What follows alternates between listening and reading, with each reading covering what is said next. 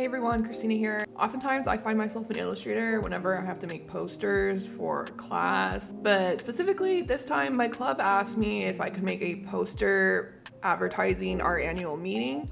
So I'm going to be showing you guys how I start off in Illustrator and just showing you guys some cool tips like the gradient tool as well as some text options that you can use. Let's get started. So getting started in Illustrator, I am going to open up a new document. Because this is a poster that I'm making for my club and want to attract newcomers, this poster has to be at a pretty big size. I'm just going to use the standard tabloid size because it is what I'm going to print it as. Of course, your Illustrator interface might look different from mine. Again, workspace settings are always going to be in this upper corner. You're just going to hit it and you have all these different options. I'm in Essentials Classic. I have some windows opened and things moved around.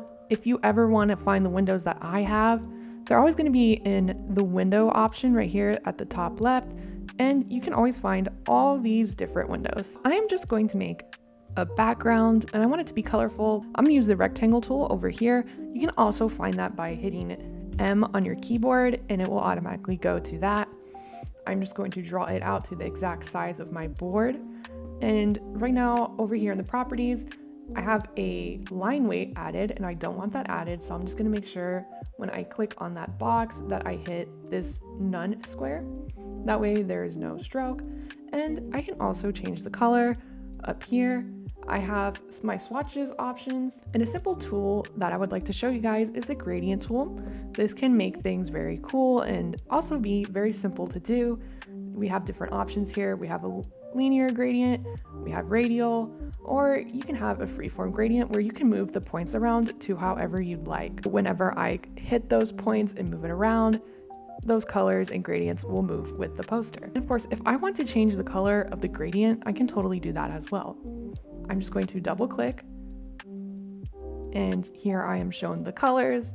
I can pick a different color, and since I want this to be a very bright and vibrant colors, I'm going to stick more to those. I'm just going to pick out my colors now.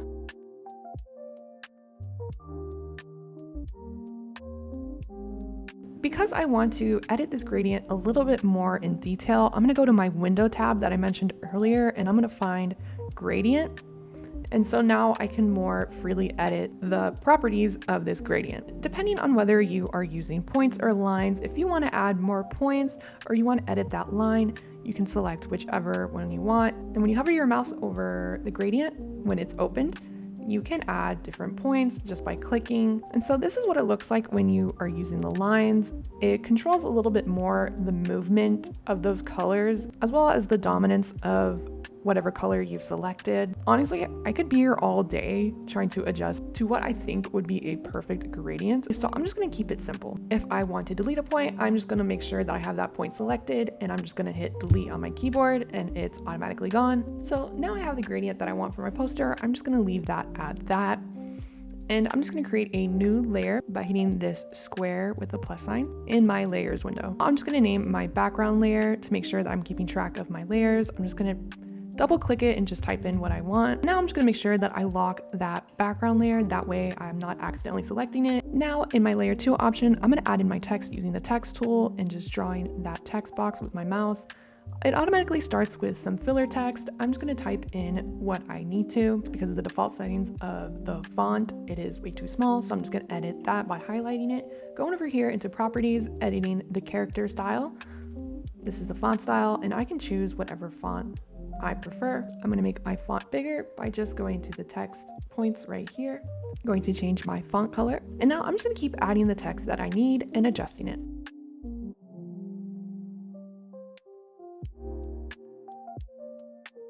Well, now I've added all the text that I needed to. There are a few tips that I want to show you that can really elevate posters like this. The first one that I'm going to go over real quick would be some of the effects that you can use on your text. I'm just going to click on the text that I want. I'm going to make sure that I have it selected with the selection mouse and not the text tool. If I use a text tool, I will not be able to do this, but I'm going to go up here to the effect tab. I'm going to go to warp, and here I have my options that I want to use. I'm going to click the first one, and here we already get a taste of what this tool can do. With these sliders, we can really test how this would look. When I slide it around like this, I can move it all the way down If I have a logo, I could add my logo here if it's circular. I can even bend it up. These other tools also just really give you the freedom to really test your creative freedom. I'm gonna play around with these options by sliding it around and choosing my different styles. Before I finish off the video, I'm going to show you one more cool tool to really play around with your text, besides going to the effect window. Over here in the toolbar, I'm going to go to my type tool, and we can see type on a path tool. This will allow us to do exactly as it says, typing on a path, but first we have to create a path. We can use the curvature tool, or we can draw out with the pen tool. I'm just going to use that curvature tool to really draw a flowing line across my poster. And now I have my path ready. I'm going to go to my text tool, right click again and use the type on a path tool, click on that path, and now I have my text sitting on that curved path. I can move around my text by using my selection tool up here and moving these little points around and seeing how it really moves across that line. So now I am just going to adjust the other text to a curve.